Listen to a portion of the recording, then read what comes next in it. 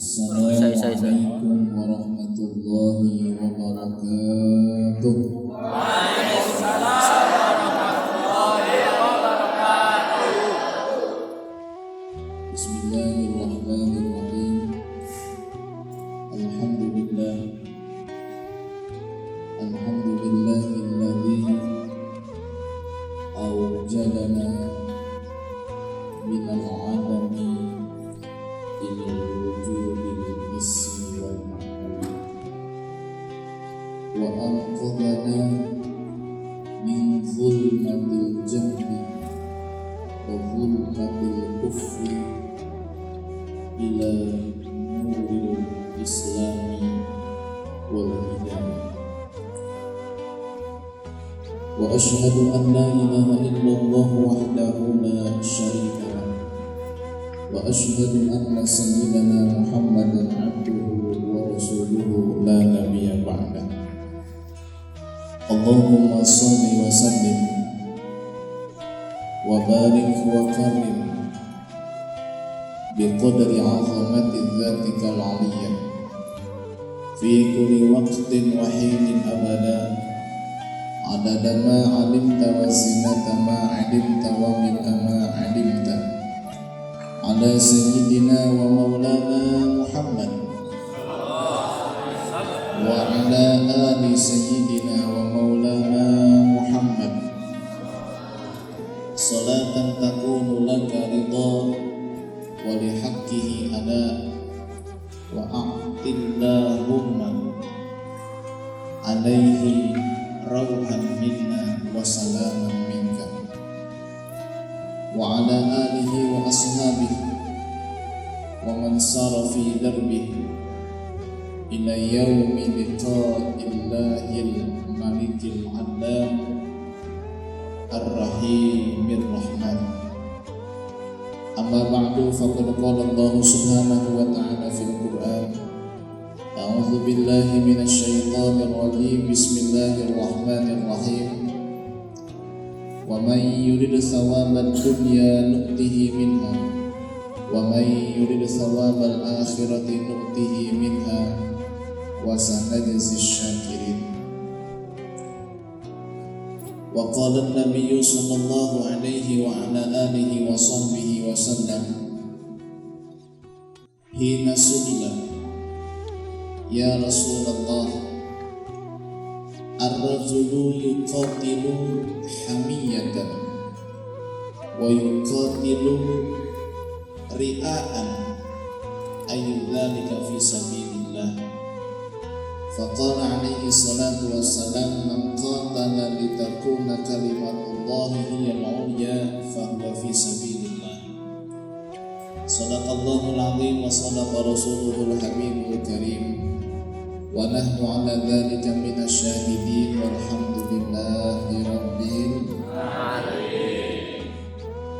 Puji syukur kehadiran Allah Subhanahu wa taala. Salawat dan salam semoga selalu tercurah limpahkan kepada baginda agung Nabi besar Muhammad, begitu pula kepada para keluarganya, para sahabatnya, tabi'in, tabi'at, atba' tabi'in, dan kita sebagai umat. Mudah-mudahan kita semua mendapatkan syafaat di hari kiamat. Amin ya Allah ya Rabbal. Yang saya hormati dan Allah muliakan segenap para kesepuhan, wabil khusus DKM Al-Muhajirin PT 9 beserta jajarannya. Tidak lupa yang saya hormati Ketua Takmir Al-Muhajirin Tegal beserta Ketua Takmir yang lainnya, rangkap staf dan jajaran yang saya hormati, segenap yang ikut andil di dalam terlaksananya acara kita pada malam hari ini. Mudah-mudahan semuanya, kita semua mendapatkan keberkahan dari Maulid Nabi besar Muhammad sallallahu alaihi wasallam. Mudah-mudahan kita mendapatkan ampunan dan rahmat dari Maulid Nabi besar Muhammad sallallahu alaihi wasallam. Karena segala apapun yang Allah berikan kepada umat Nabi Muhammad SAW itu bermula dari kelahiran Nabi Muhammad SAW. Kalau bukan karena maulid Nabi Muhammad, tidak ada Lailatul Qadar. Kalau bukan maulid Nabi Muhammad, tidak ada pengajian-pengajian. Kalau bukan karena maulid Nabi Muhammad, kita tidak mengenal siapa Allah. Kalau bukan karena maulid Nabi Muhammad, tidak akan turun Al-Quran. Kalau bukan karena maulid Nabi Muhammad, tidak akan muncul para wali-wali Allah. Maka semuanya bermuara dan berasal dari maulid, dari kelahiran Nabi besar Muhammad sallallahu alaihi wasallam. Maka orang yang memperingati kelahiran Nabi Muhammad sallallahu alaihi wasallam adalah orang yang pandai mensyukuri nikmat Allah Subhanahu wa taala. Adalah orang yang pandai berterima kasih kepada Allah Subhanahu wa taala. Adalah orang yang pandai bagaimana cara ia mengekspresikan rasa kebahagiaannya karena telah mendapatkan nikmat iman dan Islam. Hadirin hadirat yang dimuliakan Allah, saudara-saudariku yang saya cintai dan yang saya banggakan, alhamdulillah, tidak terasa sudah sekian tahun rutinitas seperti ini berjalan. Rutinitas seperti ini terus berlangsung, meskipun ada berbagai macam kendala atau hambatan, tapi alhamdulillah itu semua bisa kita lewati, itu semua bisa kita lalui dengan pertolongan Allah dan syafaat Rasulullah SAW.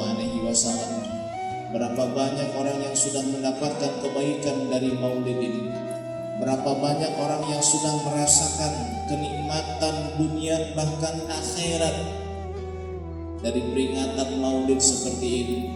Saudara kita yang aktif kemudian telah dahulu meninggalkan kita ke alam baqo, ke alam barzakh. Dia merasakan betapa nikmatnya hadir di majlis semacam ini, betapa nikmatnya duduk di majlis semacam ini, betapa istimewanya hadir, duduk, bertatap muka, saling bertegur sapa di majlis semacam ini. Maka kita yang masih hidup di alam dunia, yang belum menuju ke alam baqo, mudah-mudahan kita semua diberikan keistiqomahan oleh Allah Subhanahu wa taala sehingga kita bisa terus eksis menghadiri majlis maulid Nabi Muhammad sallallahu alaihi wasallam, bukan hanya setahun sekali, bukan hanya 3 minggu sekali, bukan hanya seminggu sekali, bahkan setiap hari atau bahkan setiap detik kita bisa memperingati kelahiran Nabi besar Muhammad sallallahu alaihi wasallam. Walau anna amilna kulla hinin li Ahmad maulidan qad kana wajib. Kalau seandainya setiap detik, setiap saat kita memperingati kelahiran Nabi Muhammad, maka niscaya itu hal yang sangat wajib bagi kita semua. Karena kenikmatan yang kita dapatkan adalah berakar daripada kelahiran Nabi besar Muhammad sallallahu alaihi wasallam. Saudara-saudaraku, hamba-hamba Allah yang dimuliakan Allah Subhanahu wa taala, kita banyak mengaku cinta kepada Allah. Kita sering mengatakan cinta kepada Nabi Muhammad. Kita sering mengatakan cinta, rindu kepada surga. Tapi apakah pengakuan cinta kita ini benar atau dusta? Maka di dalam hal ini Asy-Syaikh Hatim bin Alwan Al-Asam pernah berkata, "Man idda'a arba'atan bila arba'atin fada'wahu kadhiban." Barang siapa yang mengaku 4 hal tanpa diiringi dengan 4 hal, tanpa dibuktikan dengan 4 hal, maka pengakuannya adalah palsu dan dusta. Manidda'a hubballahi ta'ala wa lam yantahi an maharimihi fada'wahu kadhib. Barang siapa yang mengaku cinta kepada Allah, barang siapa yang mengaku mahabbah kepada Allah, tapi dia tidak meninggalkan larangan Allah, tapi dia tidak menjauhi perkara yang diharamkan oleh Allah, maka pengakuannya adalah nihil, pengakuannya adalah dusta, pengakuannya adalah kebohongan besar di hadapan Allah Subhanahu wa ta'ala. Maka di dalam pengakuan cinta kepada Allah mengandung bahaya yang sangat besar. Al-Imam Fudail bin Iyad berkata, "Idza su'ilta," apabila kamu ditanya, "Atuhibbullah," apakah kamu cinta kepada Allah? Kalau kita ditanya apakah kamu cinta kepada Allah, faskut, diam. Dari Imam Fudail bin Iyad, tidak usah kau jawab. Fa innaka in qulta na'am falaysa wasfuka wasfal muhibbin wa in qulta la faqad kafarta.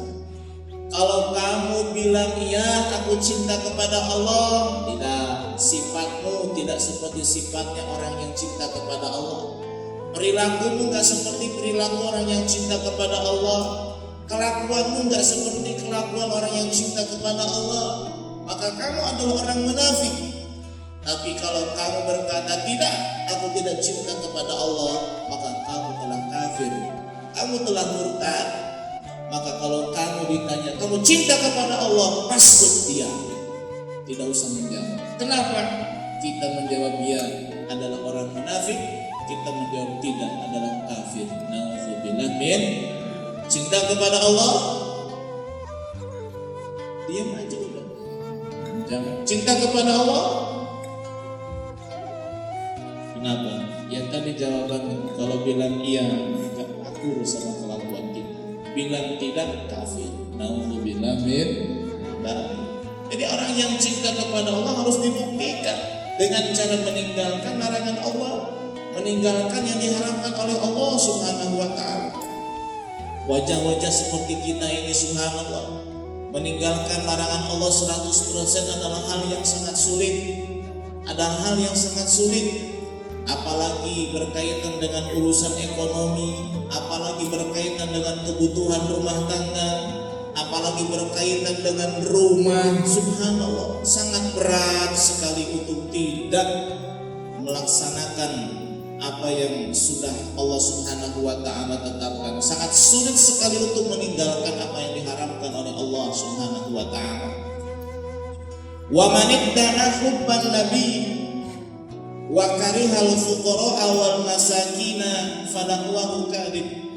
Barang siapa yang mengaku cinta kepada Nabi sedangkan dia benci kepada fakir miskin, maka pengakuannya adalah dusta, pengakuannya adalah bohong, pengakuannya adalah gurauan belaka. Tidak cinta kepada fakir miskin. Di dalam riwayat yang lain, barang siapa yang mengaku cinta kepada Nabi sedangkan dia tidak senang hidup dalam keadaan susah, fakir dan miskin, maka dia telah berdusta di dalam pengakuannya cinta kepada Nabi. Kalau kita cinta kepada Nabi, sayangi fakir miskin. Tatkala Allah memberikan cobaan kepada kita kehidupan yang sulit, maka kita harus ridho dan senang menjalaninya. Ternyata kalau kita lihat kehidupan kita, subhanallah, sehari-hari kita lebih senang kalau diberikan kekayaan dan harta, dan kita akan terpuruk dan susah tatkala diberikan kefakiran dan kemiskinan. Padahal kalau kita membaca salah satu doa Nabi SAW, Allahumma ahyini miskinan wa amitni miskinan wahsyurni fi zumratil masakin. Itu doa Nabi. Mau diamalkan tidak? Saya yakin pasti tidak ada yang mau ngamalin. Karena artinya Allahumma ahyini miskinan, ya Allah hidupkan aku dalam keadaan miskin. Wa amitni miskinan, dan wafatkan aku dalam keadaan miskin. Wahsyurni fi zumratil masakin, dan kumpulkan aku di hari kiamat bersama dengan orang-orang miskin. Mau diamalkan doa ini, mau? Kenapa nggak mau? takut miskin. Kita akan mintanya ya Ghaniyu ya Mugni aghnini. Akan ya Allah marzuqni rizqan wasi'an halalan katsiran thayyiban mubarakan. Masyaallah. Sekali-kali baca Allahumma ahlini miskinan. Kau saja. Berat hidup dalam keadaan miskin. Miskin di sini artinya adalah selalu merasa butuh kepada Allah. Bukan artinya hidup miskin tidak memiliki apa-apa. Karena tidak jaminan orang yang tidak punya apa-apa adalah orang yang zuhud, tidak. Bukan jaminan orang yang tidak punya dunia adalah orang yang tidak cinta dunia. Banyak orang yang tidak punya dunia tapi justru hatinya penuh dengan kecintaan kepada dunia. Tidak jaminan orang yang punya harta dia adalah pencinta dunia. Banyak orang yang bergelimang harta tapi justru di dalam hatinya tidak ada sedikit pun sebutir pun dari kecintaan kepada dunia. Salah satunya adalah Al-Habib Husain bin Syekh Abu Bakar bin Salim. Habib Husain diberikan kekayaan yang luar biasa oleh Allah Subhanahu wa taala. Ladangnya di mana-mana, persawahannya di mana-mana. Tanahnya pun hektaran. Peternakan yang dia miliki bukan hanya kambing, unta, bahkan kuda pun ada. Tapi ia pernah berkata, demi Allah, jika seluruh hartaku terbakar hilang sekejap mata, demi Allah, tidak ada satu bulu di dalam tubuhku, di tubuhku yang berdiri. Tidak ada satupun bulu di tubuhku yang berdiri. Tidak akan berdiri bulu romaku, tidak. Artinya apa? Aku tidak cinta dunia. Meskipun harta banyak bergelimang, tapi aku tidak cinta kepada dunia. Hilang seketika, aku tidak akan memikirkan. Berarti tidak jaminan orang yang punya harta hatinya penuh dengan kecintaan kepada dunia. Dan bukan jaminan orang yang tidak punya harta hatinya kosong daripada dunia. Banyak yang tidak punya harta tapi pikirannya adalah harta. Banyak yang gak punya mobil tapi dalam hatinya pengen punya mobil. Banyak yang belum punya rumah tapi dalam hatinya pengen punya rumah bak istana. Itu kan tidak jaminan tidak punya harta zuhud dari itu. Maka oleh karena itu yang dimaksud miskin di dalam doa Nabi tadi adalah selalu merasa butuh kepada Allah. Ya Allah hidupkan aku dalam keadaan miskin, artinya ya Allah hidupkan aku dalam keadaan selalu merasa butuh kepadamu. Wa amitni miskinan, dan matikan aku dalam keadaan miskin, artinya wafatkan aku dalam keadaan selalu butuh kepadamu ya Allah. Dan kumpulkan aku di hari kiamat bersama dengan orang-orang yang selalu merasa butuh kepada kita, butuh kepada Allah. Nahnu muftakiruna ilallah. Kita semua butuh kepada Allah. Di dalam kesehatan kita butuh kepada Allah. Di dalam rezeki kita butuh kepada Allah. Di dalam ketenangan, keamanan kita butuh kepada Allah. Di dalam setiap masalah kita butuh kepada Allah. Maka tolong buktikan perasaan itu. Bukan hanya sekedar di mulut saja, buktikan perasaan Anda butuh kepada Allah. Bangun jam 2, sholat Allahu Akbar. Buktikan bahwa Anda butuh kepada Allah. Tak kalah menerima gaji, sumbangkan untuk masjid, sumbangkan untuk pesantren, sumbangkan untuk sebagian harta kita yatim piatu. Ya, orang miskin, sakit. Tak kalah Anda merasa butuh kepada Allah, buktikan itu dengan cara silaturahim ke rumah saudara kita. Datangi orang tua, minta ridhonya, kasih apa yang pengen dia mau. Kita cari ridho orang tua, kita butuh kepada Allah. Anda butuh kepada Allah, ada panggilan azan, ada panggilan sholat, datang sholat berjamaah.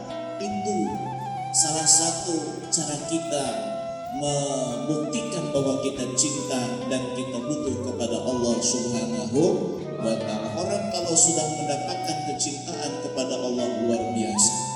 Orang kalau sudah mendapat kecintaan Nabi luar biasa. Jangankan besar, sedikit dapat kecintaan dari Allah, sedikit dapat kecintaan Nabi Muhammad, kita akan lupa segala-galanya. Jangankan kepada dunia, jangankan kepada anak, istri dan saudara, terhadap diri sendiri pun kita akan lupa. Kenapa? Karena kita merasakan kenikmatan cinta Allah dan cinta Rasulullah Shallallahu Alaihi Wasallam. Dahulu pernah ada seorang pemuda yang bernama Balya.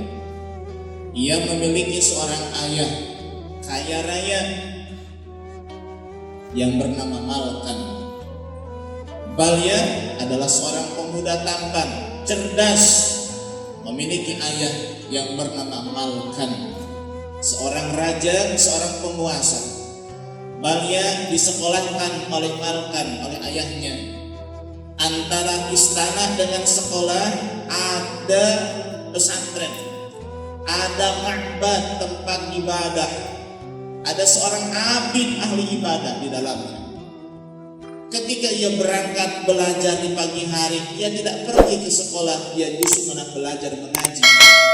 Setiap hari seperti itu hingga akhirnya Balya pun tumbuh menjadi seorang yang ngerti tentang urusan agama. Cita-cita ayahnya dia lulus akademik, tapi ternyata dia justru malah belajar ilmu agama non akademik kalau sekarang. Karena sang raja punya anak satu-satunya yaitu Malkan, sehingga dipanggillah Balya oleh sang ayah. Balya, kemari. Ada apa ayah? Kamu adalah anakku satu-satunya dan kamu adalah pewaris tahta kerajaan. Kamu harus menikah. Dia enggan menikah. Dia aku tidak mau menikah wahai ayah. Tidak, kamu harus menikah. Kamu harus punya keturunan. Akhirnya Balya pun menikah dengan seorang perempuan pilihan ayahnya. Setelah menikah di malam pengantin, Balya berkata kepada istrinya, wahai istriku, aku akan membuka sebuah rahasia kepadamu. Kalau kamu mengikutiku dan tidak menceritakan rahasia ini, kamu akan selamat dan kamu tetap menjadi istriku. Tapi kalau kamu tidak mau mengikutiku dan menceritakan rahasiaku, maka kamu akan celaka dunia akhirat dan kamu tidak menjadi istriku mulai dari malam ini. Akhirnya Balya bercerita.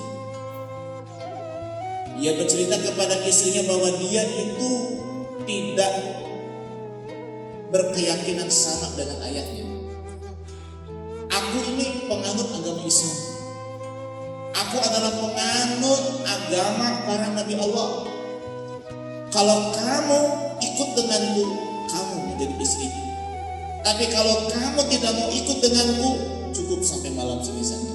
Tidak usah kita lanjutkan hubungan pernikahan kita. Kata sang istri, aku ikut denganmu. Mereka berumah tangga setahun, 2 tahun, sekian tahun, tidak punya keturunan. Akhirnya Balya diperintahkan oleh sang ayah yaitu Malkan menceraikan istrinya. Diceraikan istrinya karena tidak punya keturunan. Dinikahkanlah Balya dengan seorang janda yang dari keturunan anak yang banyak, walud. Ya. Jadi ini janda dengan laki-laki yang sebelumnya punya keturunan banyak, maka dinikahkan dengan Balya dengan harapan punya anak banyak juga dari Balya. Pada malam pengantin Balya melakukan hal yang sama. Dia cerita kepada istrinya bahwa saya adalah beragama beda dengan agama ayah saya. Kalau kamu ikut agama saya, kita bersama. Tapi kalau tidak, cukup sampai malam ini saja. Istrinya pun ikut dengan Balya. Setahun 2 tahun rumah tangga enggak punya keturunan. Akhirnya sang ayah pun menyuruh Balya untuk menceraikan istrinya. Ayahnya pun bingung. Ini yang mandul anak saya atau menantu ini? Kalau anak saya yang mandul, kenapa ini perempuan janda bisa punya anak banyak dari laki-laki selain anak saya? Kalau anak saya tidak mandul, kenapa perempuan yang perawan tidak punya anak? Dengan penuh penasaran, dipanggillah 2 mantan istri Balya oleh sang ayah. Ditanya, wahai menantuku, kenapa kalian tidak sampai punya keturunan dari anakku?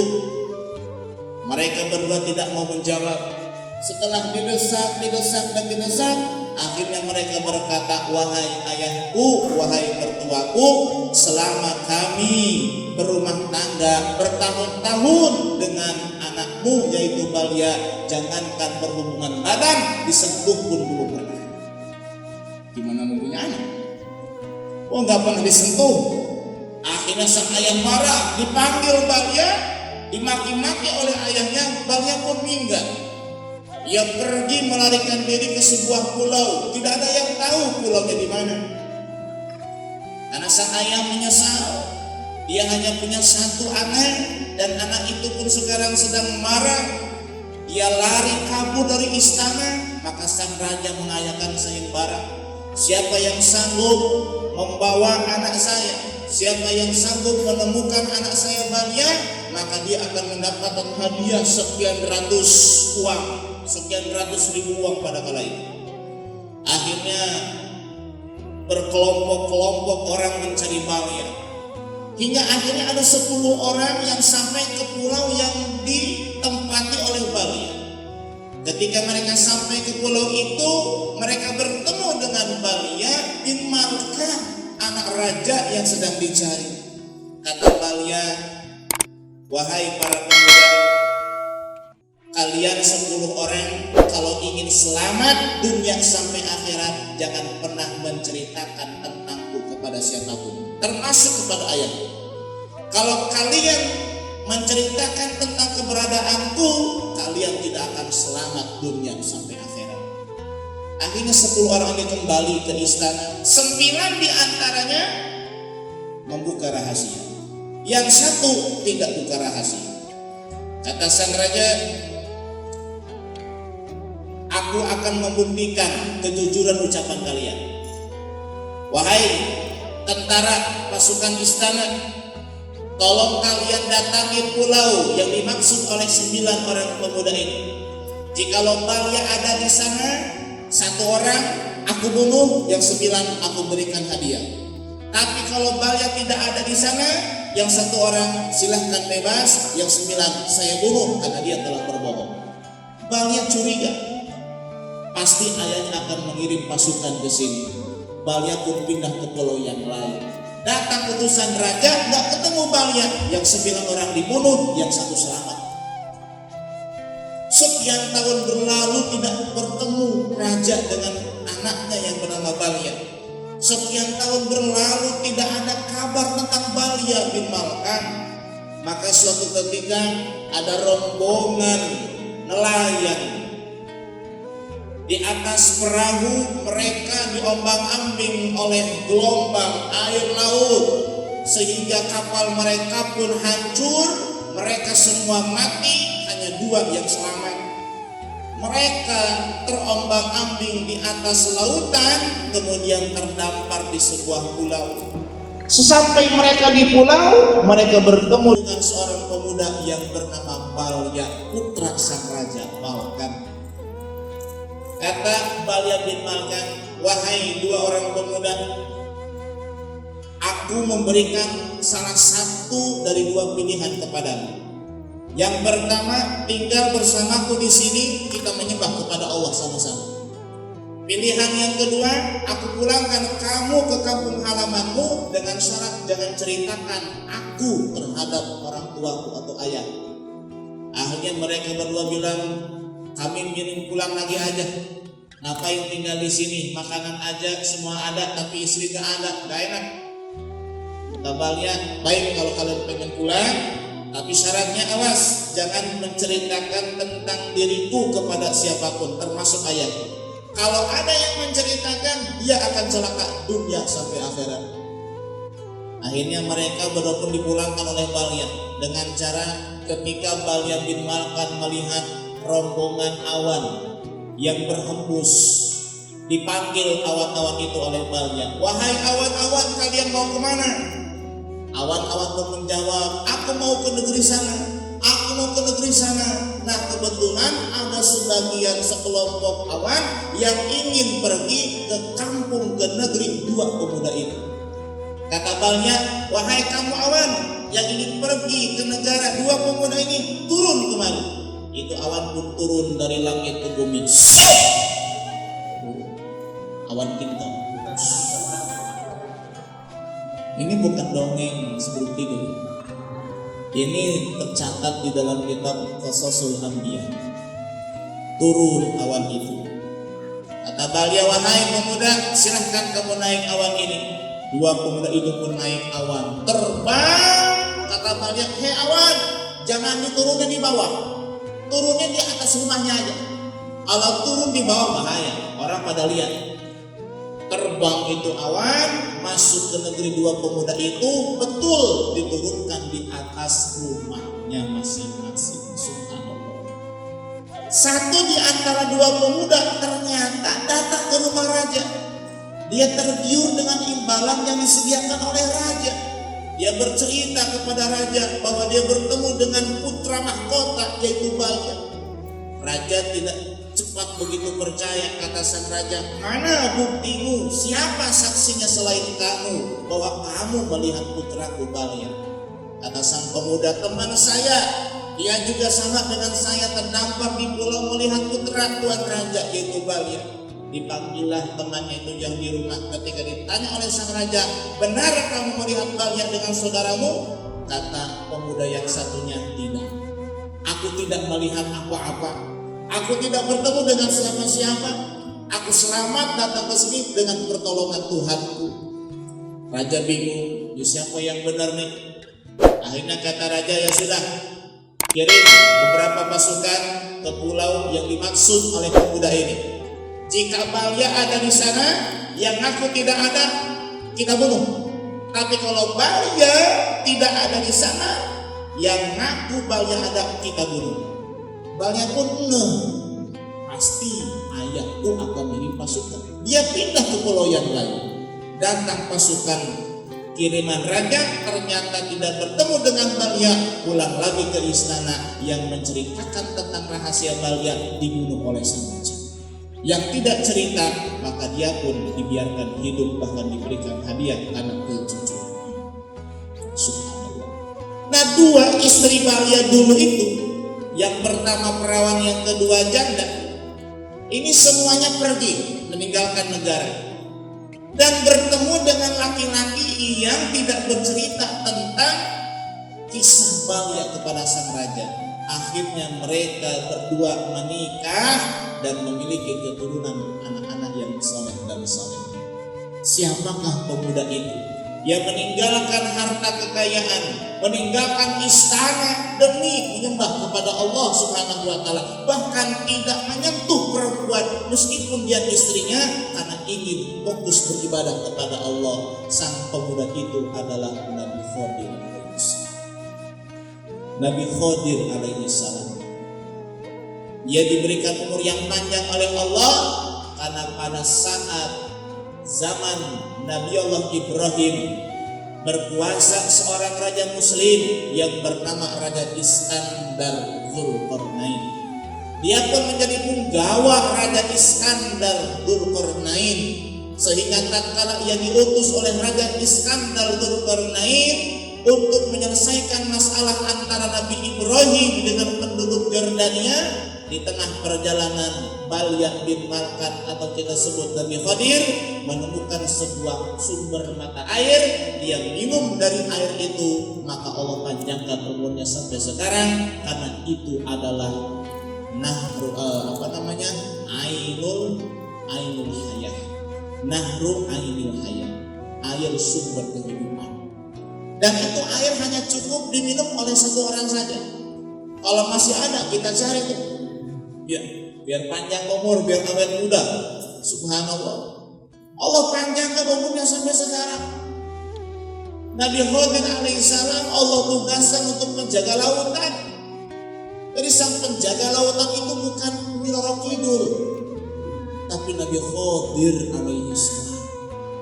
Maka banyak para wali-wali Allah yang bertemu dengan Nabi Khidir di tepi pantai. Bahkan Nabi Musa bertemu dengan Nabi Khidir, Allah abadikan kisahnya di dalam surah Al-Kahf, yaitu di Majma'ul Bahrain, tempat berkumpulnya dua lautan, lautan Rum dan lautan Faris. Wa idz qala Musa li fatahu la abrahu hatta ablugha majma'al bahraini aw amdiya huqubah. Tatkala Nabi Musa berkata kepada Nabi Yusha selaku murid Nabi Musa, wahai Yusha, aku tidak akan berhenti berjalan sehingga aku sampai ke tempat pertemuan dua lautan. Kalau aku tidak bertemu dengan tempat dua lautan, aku akan berjalan sampai bertahun-tahun. Sehingga cerita bertemu dengan Nabi Khadir di tepi pantai, maka banyak para ulama, banyak para wali yang memiliki tempat ibadah di tepi pantai. Kenapa? Karena cepat, dekat bertemu dengan Nabi Khadir alaihi salam. Jadi kalau ada ulama, ada santri pergi ke pantai, jangan dicibir.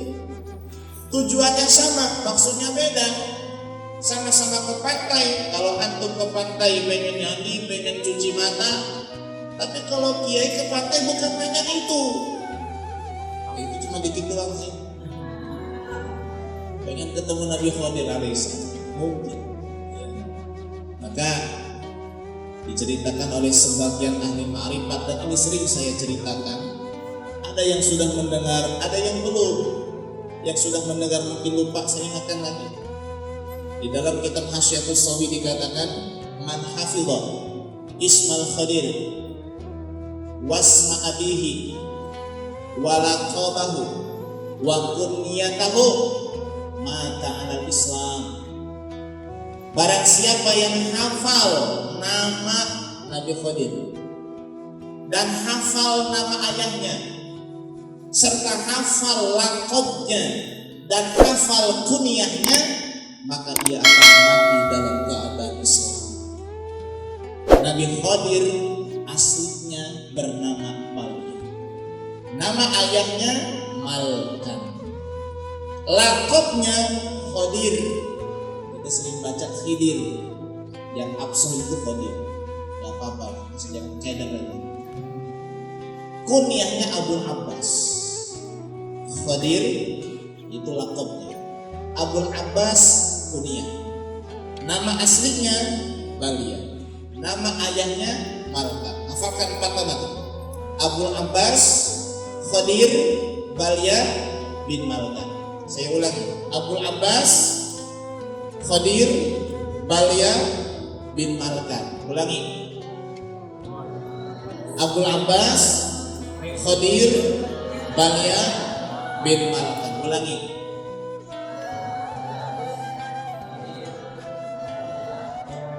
Sekali lagi anak-anak. Abul Abbas, Khadir, Balia bin. Hafalkan 4 nama, insya Allah mati dalam keadaan Islam. Amin ya rabbal. Pak Ustaz, berarti tidak sholat tuh? Ya sholat lah. Sholat nomor 1. Itu hanya sebuah amalan yang mudah-mudahan berdasarkan dengan mukasyafahnya ahli ma'rifat, hafal nama 4 itu, kita wafat dalam keadaan husnul khatimah di atas agama Islam. Amin ya rabbal alamin. Nabi Khadir masih turunan Nabi Nuh alaihissalam. Kalau saya sebutkan nasabnya itu Khadir ya, Balia bin Malkan bin Abir bin Khalid bin Syarif bin Arfakhshad bin Sam bin Nuh. Jadi Nabi Khadir sampai ke Nabi Nuh melalui 6 orang tua, 6 ayah. Malkan bin Abir bin Khalid bin Syarif bin Arfakhshad bin Sam. Jadi orang yang soleh itu nasabnya terjaga. Maka kita mah soleh yang setengah soleh. Kenapa? Nasabnya nggak terjaga. Tolong sebutkan nama kakek yang ke-7 siapa? Waduh, nama ayahnya kakek saya nggak tahu nih. Gelap. Insya Allah. Bin Fulan aja, bin Adam, bin Hawa. Kenapa gelap? Misalnya gelap. Jangan bikin nasab itu berpengaruh, hadirin sekalian. Nasab itu berpengaruh. Ulama besar pasti di atasnya ada ulama besar juga. Orang soleh pasti di atasnya ada orang soleh juga. Nasab itu nggak bisa dibohongi. Nggak bisa dibohongi. Di dalam surah Al-Kahfi Allah katakan, tatkala Nabi Khadir alaihi salam dan Nabi Musa sampai ke sebuah negeri, mereka minta dijamu oleh penduduk negeri. Penduduk itu menolak. Tidak ada satupun yang menjamu Nabi Musa dan Nabi Khadir karena mereka orang asing. Tatkala Nabi Khadir melihat tembok yang mau runtuh, yang mau jatuh, tembok itu pun fa'aqamah, ditegakkan kembali, dibetulkan kembali oleh Nabi Khadir. Ketika mereka Nabi Khadir dan Nabi Musa ingin diberi upah oleh sang pemilik rumah, Nabi Khadir menolak. Nabi Musa protes, kenapa kau tolak wahai Khadir? Padahal kita butuh makan, kita butuh jamuan. Kata Nabi Khadir, hadza firaqu baini wa baini sa'unabbi'uka bi ta'wili ma lam tastati alaihi sabr. Ini adalah perpisahan kita. Sebelum kita berpisah, aku akan ceritakan kepadamu apa-apa yang sudah aku lakukan tadi, yang kamu tidak sanggup bersabar melihat kejadian-kejadian tadi. Diceritakan oleh Nabi Khadir sampai ke cerita yang ketiga, kejadian yang ketiga. Kata Nabi Khadir, ini tembok rumah, wa ammal jidaru fakana li ghulamaini yatimaini fil madinati wa kana tahtahu kanzul lahuma wa kana abuhuma shalihan fa arada rabbuka ayyablugha ashuddahuma wa yastakhrija kanzahuma rahmatan min rabbik wa ma fa'altuhu an amri dzalika ta'wilu ma lam tasti alaihi sabra. Surat apa itu? Al-Kahf. Dibaca tadi siang? Alhamdulillah. Yang tidak banyak? Kata Nabi Khadir, wahai Musa, tembok yang aku betulkan ini milik dua anak yatim. Di bawahnya ada harta, dan orang tua atau ayah dua anak yatim ini adalah orang soleh. Jadi kata para ulama, karena kesolehan ayah dua anak yatim ini, harta mereka dijaga oleh Allah Subhanahu wa Ta'ala. Bahkan yang membutuhkan temboknya seorang nabi, yaitu Khadir dan Nabi Musa. Bahkan kata para ulama, ayahnya itu pun bukan ayah langsung nomor pertama, tapi ayah nomor yang ketujuh. Masya Allah. Bin, yatim dua. Jadi yang ketujuh itu orang soleh. Tetap Allah jaga kesolehan ayahnya yang ketujuh. Nenek moyangnya yang ketujuh. Berkahnya akan mengalir dan terus terasa oleh keturunannya sampai hari kiamat. Maka kalau memang kita tak jelas ke atasnya siapa, ya nggak jelas-jelas, tapi yakin sih Nabi Adam semuanya yakin. Semuanya Nabi Adam yakin. Cuman kan ya remang-remang lah lewat mana Allah alamnya. Remang-remang, maka kita yang buat nasab sendiri. Nah, kita yang buat nasab gimana? Kitanya yang soleh, kitanya yang pinter, ngaji, cinta ulama. Ya, insya Allah nanti keturunan kita akan mendapatkan keberkahan dari ibadah kita. Jadi kita yang mulai sekarang. Ya kalau mereka para ulama, orang soleh yang punya nasabnya bagus, karena orang tuanya dulu yang capek. Nah kita yang gak jelas ke atasnya, kita yang buat nasab sekarang. Ayo kita yang soleh, kita yang alim, kita yang ngaji benar, cinta ulama, ya deketin para habaib, cintai para santri. Insya Allah anak keturunan kita akan mendapatkan keberkahan dari hasil perjuangan kita. Amin ya Allah ya Rabbal alamin. Yang ketiga saya singkat saja. Man da'a hubbal jannati walam yatasaddaq fadaqahu kadhib. Barang siapa yang mengaku cinta surga tapi tidak mau bersedekah, maka pengakuannya dusta. Wa man idda'a khaufan nari wa lam yantahi 'anil dzunubi fadaqahu kadhib. Barang siapa yang mengaku takut neraka tapi tidak berhenti dari perbuatan dosa, maka pengakuannya adalah dusta. Itulah yang dapat saya sampaikan. Hadani Allah wa iyyakum ajmain. Assalamualaikum warahmatullahi wabarakatuh.